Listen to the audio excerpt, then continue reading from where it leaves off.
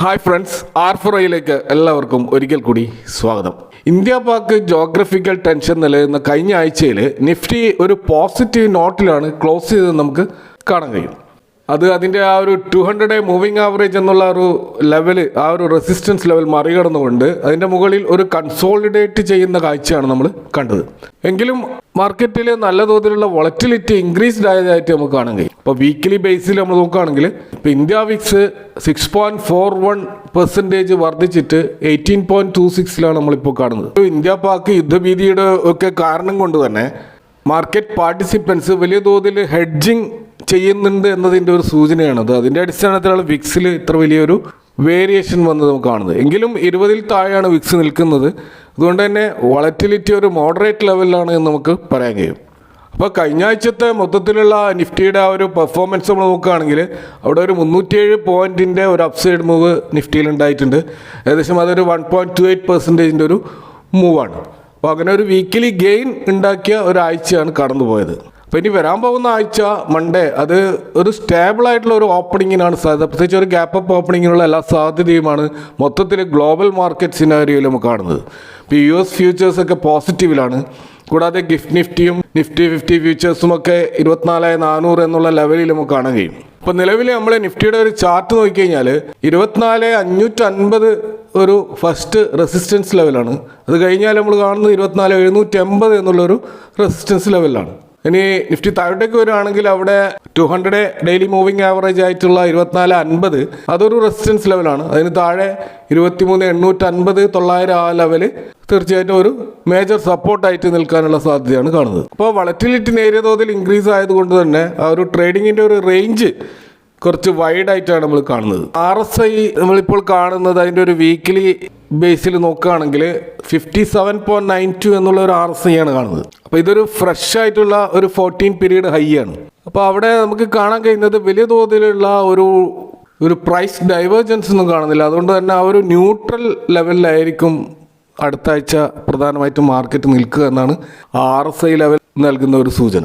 ഇനി നമ്മൾ പല സെക്ടേഴ്സുകളിലേക്ക് വന്നു കഴിഞ്ഞാൽ ആ ഒരു റിലേറ്റീവ് റൊട്ടേഷൻ ഗ്രാഫ് നൽകുന്ന സൂചന അവിടെ നിഫ്റ്റി FMCG ഇൻഡെക്സിൽ പുതുതായിട്ട് നല്ല മൊമെൻറ്റം ക്രിയേറ്റ് ചെയ്യപ്പെട്ടിട്ടുണ്ട്. അതുപോലെ PSU bank, infrastructure, consumption index ഇവയൊക്കെയാണ് പ്രധാനമായിട്ടും പുതുതായിട്ടൊരു മൊമെൻറ്റം ക്രിയേറ്റ് ചെയ്യപ്പെട്ട ഇൻഡെക്സ് ആയിട്ട് നമുക്ക് കാണാൻ പറ്റുന്നത്.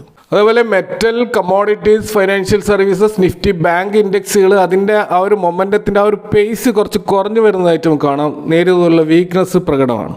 എങ്കിലും ബ്രോഡ് മാർക്കറ്റിനെ ഔട്ട് പെർഫോം ചെയ്യാനുള്ള സാധ്യത ഈ മുകളിൽ പറഞ്ഞ എല്ലാ സെക്ടേഴ്സിനും ഉണ്ട് എന്ന് തന്നെയാണ് നമുക്ക് കാണാൻ കഴിയുന്നത്.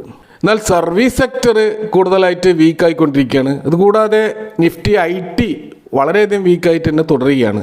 ഓട്ടോ, റിയാലിറ്റി, അതുപോലെ ഫാർമ ഇവിടെയൊക്കെ നേരിയ തോതിലുള്ള ഒരു മൊമെൻറ്റം ഇംപ്രൂവ് ആണെങ്കിലും ഇപ്പോഴും വീക്ക്നെസ് തുടർന്നുകൊണ്ടേയിരിക്കുകയാണ്.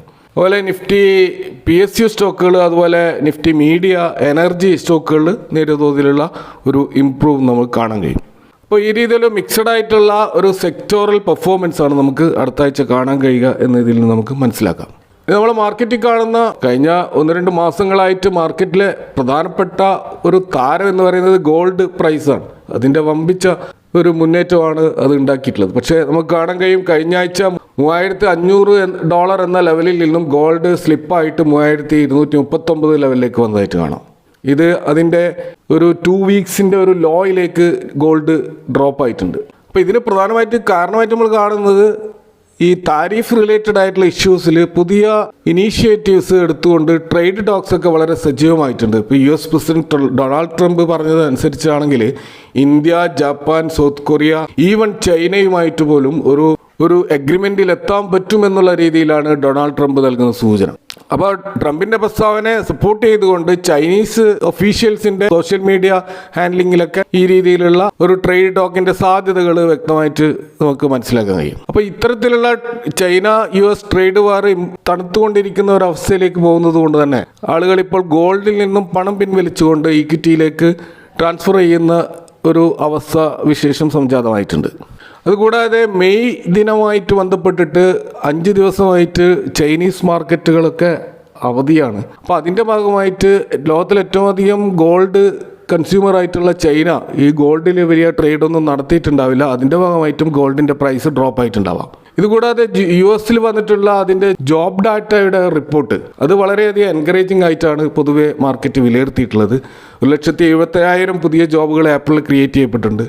1,85,000 എന്നുള്ള മാർച്ചിനേക്കാൾ കുറച്ച് കുറവാണെങ്കിലും ഈ മാസം വലിയ തോതിൽ ജോബ് ഡാറ്റ കുറയുമെന്നുള്ള ഒരു ഫോർകാസ്റ്റ് ഉണ്ടായിരുന്നു. 1,30,000 ആയിരിക്കുമെന്ന ലെവലിലായിരുന്നു പൊതുവെ സ്ട്രീറ്റ് എസ്റ്റിമേഷൻ ഉണ്ടായിരുന്നത്. അതിനെ മറികടന്നിട്ടുള്ള ഒരു ജോബ് ഡാറ്റയാണ് വന്നിട്ടുള്ളത്. അപ്പോൾ അതൊക്കെ മൊത്തത്തിൽ US മാർക്കറ്റിൽ ഒരു പോസിറ്റിവിറ്റി കൊണ്ടുവന്നിട്ടുണ്ട്. അതുകൊണ്ട് തന്നെ ഭാവിയിൽ ഫെഡറൽ റിസർവ് ഒരു റേറ്റ് കട്ടിനുള്ള സാധ്യത തുറന്നിടുമെന്നാണ് പൊതുവെ എല്ലാവരും കണക്കുകൂട്ടുന്നത്. അതിൻ്റെ ഭാഗമായിട്ട് ബോണ്ട് ഈൽഡും കൂടുതൽ ശക്തമാകുന്നതിൻ്റെ സൂചനകളും അവിടെ കാണാൻ കഴിയും. അപ്പോൾ ഇതൊക്കെ ഗോൾഡിൻ്റെ ഒരു പ്രൈസ് ഡ്രോപ്പ് ആവാൻ കാരണമായിട്ടുണ്ട്. ഗോൾഡ് മാത്രമല്ല, പ്രീഷ്യസ് മെറ്റൽസിലും മറ്റ് മെറ്റൽസ് ആയിട്ടുള്ള സിൽവർ, പ്ലാറ്റിനം, പലേഡിയം പോലെയുള്ള മെറ്റലുകളിലും അതിൻ്റെ ഒരു പ്രൈസ് ഡ്രോപ്പ് നമുക്ക് കാണാൻ കഴിയും. എങ്കിലും ഗോൾഡ് ഷോർട്ട് ടേമിൽ ഇനിയും ശക്തമായി തന്നെ നിൽക്കുമെന്ന് തന്നെയാണ് പൊതുവെ അനലിസ്റ്റുകൾ വിലയിരുത്തുന്നത്. അതിന് പല കാരണങ്ങളും അവർ നിരത്തുന്നുണ്ട്. ഒന്ന്, ജിയോ പൊളിറ്റിക്കൽ അൺസർട്ടനിറ്റി തന്നെ, ആ അനിശ്ചിതത്വം പൂർണ്ണമായിട്ട് നീങ്ങിയിട്ടില്ല എന്നുള്ളതാണ് ഒന്നാമത്തെ കാര്യം. കൂടാതെ US ഗവൺമെൻറ്റുമായി ബന്ധപ്പെട്ടിട്ടുള്ള അതിൻ്റെ ഹൈ ഡെറ്റും അതിൻ്റെ ഇൻട്രസ്റ്റ് റേറ്റുമായി ബന്ധപ്പെട്ടുള്ള അതിൻ്റെ സെൻസിറ്റിവിറ്റിയും ഒക്കെ സൂചിപ്പിക്കുന്നത് ഷോർട്ട് ടേമിൽ ഇനിയും വളറ്റിലിറ്റിക്കുള്ള സാധ്യതകളുണ്ട് എന്ന് തന്നെയാണ്. അപ്പോൾ ഷോർട്ട് ടേമിൽ ഗോൾഡ് വലിയ തോതിൽ താഴോട്ടേക്ക് പോകില്ല, അതിൻ്റെ പ്രീവിയസ് ഹൈ ഇനിയും ടച്ച് ചെയ്യും എന്നൊക്കെ പ്രവചിക്കുന്നവരുണ്ട്. പിന്നെ നമ്മുടെ ഇന്ത്യൻ ഡൊമസ്റ്റിക് മാർക്കറ്റിലേക്ക് വന്നാൽ ഒരു പ്രധാനപ്പെട്ട ഡാറ്റ കഴിഞ്ഞ ദിവസം വന്നിരുന്നു. അത് HSBCയുടെ India manufacturing purchase managers index ഡാറ്റയാണ്. അപ്പോൾ അത് 58.2 വർദ്ധിച്ചിട്ടുണ്ട്. അപ്പോൾ കഴിഞ്ഞ മാർച്ചിൽ അത് 58.1 ആയിരുന്നു. അപ്പോൾ PMI ഡാറ്റ എപ്പോഴും 50 മുകളിലേക്ക് വരുന്നത് എപ്പോഴും അതൊരു എക്സ്പാൻഷനെ സൂചിപ്പിക്കുന്ന ഒരു ഘടകമാണ്. അത് സപ്പോർട്ട് ചെയ്യുന്ന രീതിയിലാണ് എക്സ്പോർട്ട് ഓർഡേഴ്സ് വർദ്ധിച്ചതായിട്ടാണ് കഴിഞ്ഞ 14 വർഷത്തെ ഒരു ഡാറ്റയുമായി കമ്പയർ ചെയ്യുമ്പോൾ സെക്കൻഡ് ഫാസ്റ്റസ്റ്റ് പേസിലാണ് അത് പോയിക്കൊണ്ടിരിക്കുന്നതെന്നാണ് നൽകുന്ന സൂചന. സോ ഇന്ത്യയിൽ അതുപോലെ തന്നെ കഴിഞ്ഞ ആഴ്ച വന്നിട്ടുള്ള GST കളക്ഷൻ പോലെയുള്ള മറ്റ് പ്രധാനപ്പെട്ട പല എക്കണോമിക് ഇൻഡിക്കേറ്റേഴ്സും റുപ്പിയുടെ വാല്യൂ ഒക്കെ വെച്ച് കമ്പയർ ചെയ്യുമ്പോൾ നമ്മുടെ മാർക്കറ്റിൽ മൊത്തത്തിൽ ഒരു ശുഭവാർത്തകളാണ് നമുക്ക് കാണാൻ കഴിയുക. ഇനി നമ്മുടെ ഇന്ത്യയിലെ ലീഡിംഗ് ബ്രോക്കറേജ് ഹൗസായിട്ടുള്ള ICICI ഡയറക്റ്റ് ഈ Q4 റിസൾട്ടിന് ശേഷം അതിൻ്റെ ഒരു അടിസ്ഥാനത്തിൽ അവർ ഷെയർ ചെയ്ത 10 സ്റ്റോക്ക് പിക്കുകളിലേക്ക് നമ്മൾ പോവുകയാണ്. അപ്പോൾ ആ പിക്കുകളെ പറ്റി അവർ പറയുന്നത് വളരെ സോളിഡ് ആയിട്ടുള്ള ഫണ്ടമെൻ്റൽസ് ഉള്ള സ്റ്റോക്കുകളാണ്. അതുകൂടാതെ അതിൻ്റെ പ്രോഫിറ്റൊക്കെ വർദ്ധിച്ചു വരുന്നുണ്ട്. കൂടാതെ മാർജിൻ ഇമ്പ്രൂവ് ആകുന്നുണ്ട്, അസറ്റ് ക്വാളിറ്റി വർദ്ധിക്കുന്നുണ്ട്, റവന്യൂ ഗ്രോത്ത് ഇമ്പ്രൂവ് ആകുന്നുണ്ട്. ഇത്തരം കാര്യങ്ങളൊക്കെ വെച്ചുകൊണ്ടാണ് അവർ ഈ ഒരു 10 സ്റ്റോക്കുകളെ ഇവിടെ ഷെയർ ചെയ്തിരിക്കും. അപ്പോൾ അതിലേക്ക് നമ്മൾ പോയി കഴിഞ്ഞാൽ ഒന്ന് LTI Mindtree ആണ്. അതിൻ്റെ സെയിൽസിൽ പോസിറ്റീവായിട്ടുള്ള സെയിൽസ് ആണ്. സിംഗിൾ ഡിജിറ്റ് ആണെങ്കിലും അത് ഒരു IT സെഗ്മെൻറ്റിലുള്ള സ്റ്റോക്ക് എന്നുള്ള നിലക്ക് മോശമല്ലാത്ത റിസൾട്ടാണ്. അപ്പോൾ റിസൾട്ട് വളരെ പോസിറ്റീവായിട്ടാണ് നമുക്ക് കാണാൻ കഴിയുക. സ്റ്റോക്കിൻ്റെ PE ഇപ്പോൾ 29, മീഡിയം PE 32ആണ്. ഇപ്പോൾ മീഡിയം PEയേക്കാൾ താഴെയാണ് സ്റ്റോക്കിൻ്റെ പ്രൈസ്. ഇപ്പോൾ കറണ്ട് പ്രൈസ് കാണുന്ന 4,550 ICICI അവർ പറഞ്ഞിട്ടുള്ള ഒരു ടാർഗറ്റ് എന്ന് പറയുന്നത് 5,200 എന്ന ലെവൽ. അപ്പോൾ US ഒരു IT ഡിമാൻഡ് വർദ്ധിക്കുമ്പോൾ തീർച്ചയായിട്ടും അതിൻ്റെ ഒരു ബെനിഫിറ്റ് കിട്ടാൻ പോകുന്ന ഒരു സ്റ്റോക്ക് എന്നുള്ള നിലക്കാണ് LTI Mindtree അവർ സജസ്റ്റ് ചെയ്യുന്നത്. രണ്ടാമത്തെ ഒരു സ്റ്റോക്ക് ടാറ്റ കൺസ്യൂമർ പ്രോഡക്ട്സ് ആണ്. FMCG സെഗ്മെൻറ്റുള്ള ഈ ഒരു സ്റ്റോക്കിൻ്റെ ഒരു റിസൾട്ട് നമ്മൾ നോക്കുകയാണെങ്കിൽ ഇയർ ഓൺ ഇയറിൽ 17% വമ്പിച്ച വർധനവ് റവന്യൂവിൽ ഉണ്ടായിട്ടുണ്ട്. എന്നാൽ പ്രോഫിറ്റിൽ ഒരു 8% ഡിപ്പാണ് കാണുന്നത്. അതിൻ്റെ കാരണമായിട്ട് പറയുന്നത് ടാക്സ് റിലേറ്റഡ് ആയിട്ടുള്ള സംഭവങ്ങളാണ്. എന്നാൽ ക്വാർട്ടർ ഓൺ ക്വാർട്ടറിൽ ശക്തമായ ഒരു പെർഫോമൻസ് ആണ് നമ്മൾ കാണുന്നത്. സ്റ്റോക്കിൻ്റെ PE ഇപ്പോൾ 89ആണ്, മീഡിയം PE 73ആണ്. കുറച്ച് സ്ലൈറ്റ്ലി ഓവർ വാല്യൂഡ് ആയിട്ടാണ്. അതിൻ്റെ മീഡിയം PEയേക്കാൾ ഹൈ ആയിട്ടാണ് നമുക്ക് ഈ സ്റ്റോക്ക് കാണാൻ കഴിയുക.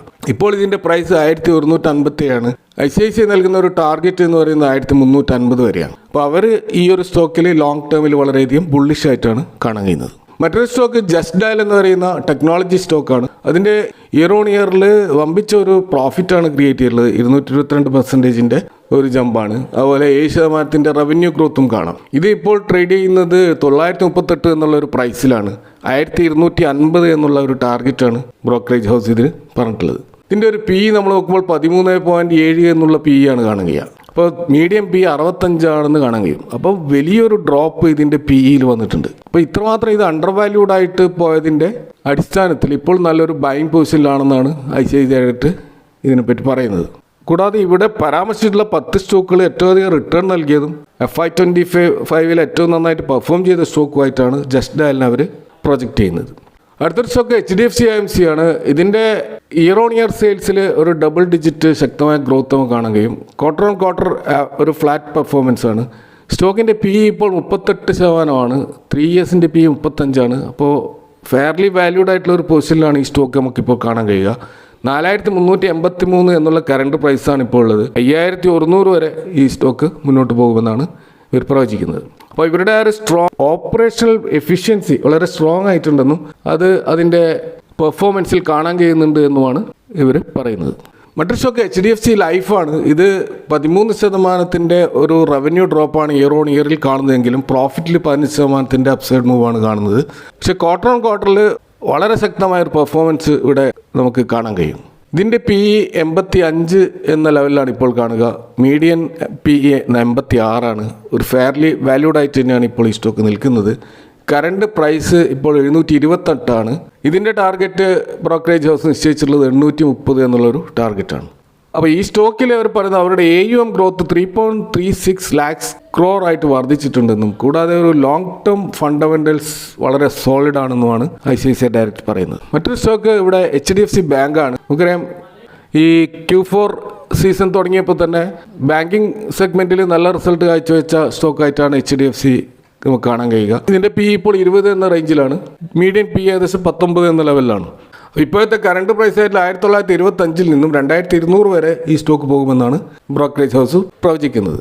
അപ്പോൾ ഈ HDFC ഇവർ സെലക്ട് ചെയ്യാനുള്ള കാരണമായിട്ട് പറയുന്നത് ഇവരുടെ ഒരു കൺസിസ്റ്റൻ്റ് ആയിട്ടുള്ള പെർഫോമൻസും അതുകൂടാതെ വൈഡ് റീറ്റെയിൽ ബേസും ഇവർ നിലനിർത്തുന്നുണ്ട് എന്നുള്ളതാണ്. അതാണ് ഈ സ്റ്റോക്ക് ഒരു പിക്കായിട്ട് ഇവരിപ്പോൾ അവതരിപ്പിക്കുന്നത്. മറ്റൊരു സ്റ്റോക്ക് ഇരേഡ എന്ന് പറയുന്ന PSU സ്റ്റോക്കാണ്. ഇതിൻ്റെ വമ്പിച്ച റിസൾട്ടാണ് വന്നതെന്ന് കാണാം. ക്വാർട്ടർ ഓൺ ക്വാർട്ടർ ആയാലും ഇയർ ഓൺ ഇയറിലായാലും ഒരു ഡബിൾ ഡിജിറ്റ് ഗ്രോത്ത് നമുക്ക് കാണാൻ കഴിയും. അതുപോലെ ഇതിൻ്റെ PE ഇപ്പോൾ റീസണബിൾ ആയിട്ടുള്ള ലെവലിലാണ് 26 എന്ന ലെവലിൽ കാണാൻ കഴിയും. മീഡിയം PE 35 ഇപ്പോൾ ഇതിൻ്റെ പ്രൈസ് 166 220 വരെ അപ്സൈഡ് പോകാനുള്ള ഒരു പൊട്ടൻഷ്യലാണ് ഈ സ്റ്റോക്കിനെ കുറിച്ച് പറയുന്നത്. അപ്പോൾ ഇരയുടെ സെലക്ട് ചെയ്യാനുള്ള ഒരു കാരണമായിട്ട് വരുന്ന അവരുടെ അസറ്റ് ക്വാളിറ്റി വളരെയധികം ഇമ്പ്രൂവ് ആയിട്ടുണ്ട്. കൂടാതെ റിന്യൂവബിൾ മേഖലയിൽ ഫോക്കസ് ചെയ്യുന്ന ഒരു PSU സ്റ്റോക്ക് എന്നുള്ള നിലക്കും ഇത് തീർച്ചയായിട്ടും വാച്ച് ചെയ്യപ്പെടേണ്ട ഒരു സ്റ്റോക്ക് എന്നാണ് അവർ പ്രവചിക്കുന്നത്. മറ്റൊരു സ്റ്റോക്ക് ഡാൽമിയ ഭാരതാണ്. സിമെൻറ്റ് സെക്ടറിൽ ഈ സ്റ്റോക്കിൻ്റെ റിസൾട്ട് ഇയർ ഓൺ ഇയറിൽ അത്ര ഇംപ്രസീവ് ആയിരുന്നില്ല റവന്യൂ ഗ്രോത്ത് എങ്കിലും പ്രോഫിറ്റിൽ 38% വർധനവുണ്ട്. എന്നാൽ ക്വാർട്ടർ ഓൺ ക്വാർട്ടർ വമ്പിച്ച പെർഫോമൻസ് ആണ് ഈ സ്റ്റോക്ക് കാഴ്ചവെച്ചതെന്ന് നമുക്ക് കാണാൻ കഴിയും. ഇതിൻ്റെ PE ഇപ്പോൾ 47 മീഡിയം PE 39 മാത്രമാണ്. അപ്പോൾ കുറച്ച് ഓവർ വാല്യൂഡ് ആയിട്ടാണ് ഈ സ്റ്റോക്ക് നമുക്ക് കാണാൻ കഴിയുക. ഇതിൻ്റെ പ്രൈസ് 1950 ടാർഗറ്റ് ഇവർ വെച്ചിട്ടുള്ളത് 2280. അപ്പോൾ ഓപ്പറേറ്റിംഗ് എഫിഷ്യൻസി വർദ്ധിപ്പിച്ചത് ഇവരുടെ പ്രോഫിറ്റബിലിറ്റി ഇമ്പ്രൂവ് ആവാൻ സഹായിച്ചിട്ടുണ്ടെന്നാണ് ICICI ഡയറക്റ്റ് ഈ സ്റ്റോക്കിനെ കുറിച്ച് പറയുന്നത്. മറ്റൊരു സ്റ്റോക്കുള്ളത് IT സെഗ്മെൻറ്റുള്ള എംഫസിസ് ആണ്. ഇതിൻ്റെ റിസൾട്ട് നമ്മൾ നോക്കുമ്പോൾ മോശമല്ലാത്ത ഒരു റിസൾട്ട്. IT സെഗ്മെൻറ്റുള്ള സ്റ്റോക്ക് എന്നുള്ള നിലക്ക് നല്ല റിസൾട്ടാണ് നമുക്ക് കാണാൻ കഴിയുക. പോസിറ്റീവാണ് ഇയർ ഓൺ ഇയറിലും ക്വാർട്ടർ ഓൺ ക്വാർട്ടറിലും. ഇതിൻ്റെ PE ഇപ്പോൾ 27 എന്ന ലെവലാണ്. 3 ഇയേഴ്സിൻ്റെ PE 28 എന്ന ലെവലാണ് കാണാൻ കഴിയുക. അപ്പോൾ ഒരു ഫെയർലി വാല്യൂഡ് ആയിട്ടാണ് ഈ സ്റ്റോക്ക് നിൽക്കുന്നത്. ഇതിൻ്റെ പ്രൈസ് 2461 ടാർഗറ്റ് വെച്ചിട്ടുള്ളത് 3030. അപ്പോൾ ഇതൊരു IT സെഗ്മെൻറ്റിൽ ഒരു ടേൺ അറൗണ്ട് സ്റ്റോക്കായിട്ട് മാറുമെന്നാണ് ICICI പ്രവചിക്കുന്നത്. മറ്റൊരു സ്റ്റോക്ക് നമുക്ക് കാണാമെങ്കിൽ ഇത് ആക്സിസ് ബാങ്കാണ്. അതിൻ്റെ റിസൾട്ടും നമുക്ക് കാണാമെങ്കിൽ ഇയർ ഓൺ ഇയർ റവന്യൂവിൽ 7% വർധനമുണ്ട്. പ്രോഫിറ്റിൽ ഒരു ഫ്ലാറ്റ് ആണെങ്കിലും ക്വാർട്ടർ ഓൺ ക്വാർട്ടറിൽ നമുക്ക് ഒരു പോസിറ്റീവ് റിസൾട്ടാണ് കാണാൻ കഴിയുന്നത്. 3 ഇയേഴ്സിൻ്റെ PE 13.6 സ്റ്റോക്കിൻ്റെ PE ഇപ്പോൾ 13 ഫെയർലി വാല്യൂഡ് ആയിട്ടാണ് ഈ സ്റ്റോക്ക് നമുക്ക് കാണാൻ കഴിയുക. ഇതിൻ്റെ പ്രൈസ് 1182 ടാർഗറ്റ് 1350 എന്ന ലെവലാണ് ഇവർ നിശ്ചയിച്ചിട്ടുള്ളത്. അപ്പോൾ ഇവരുടെ ആ ഒരു ടേം ഡെപ്പോസിറ്റിലും മറ്റും നല്ല ഹെൽത്തി ആയിട്ടുള്ള എക്സ്പാൻഷൻ ഉണ്ടായിട്ടുണ്ട് എന്നാണ് ബ്രോക്കറേജ് ഹൗസ് പറയുന്നത്. അപ്പോൾ അതുകൊണ്ട് തന്നെ ബാങ്കിങ് സ്പേസിലുള്ള ഒരു സോളിഡ് ആയിട്ടുള്ള ഒരു സ്റ്റോക്കായിട്ടാണ് അവരിതിനെ കാണുന്നത്. അപ്പോൾ ഇതൊക്കെയാണ് ഈ 10 സ്റ്റോക്കുകൾ. ഇതൊരിക്കലും ഒരു ഭയങ്കര റെക്കമെൻഡേഷൻ അല്ല. നിങ്ങൾ നിങ്ങളുടേതായ റിസർച്ചുകൾ നടത്തണം. Thanks for watching. See next time with another video.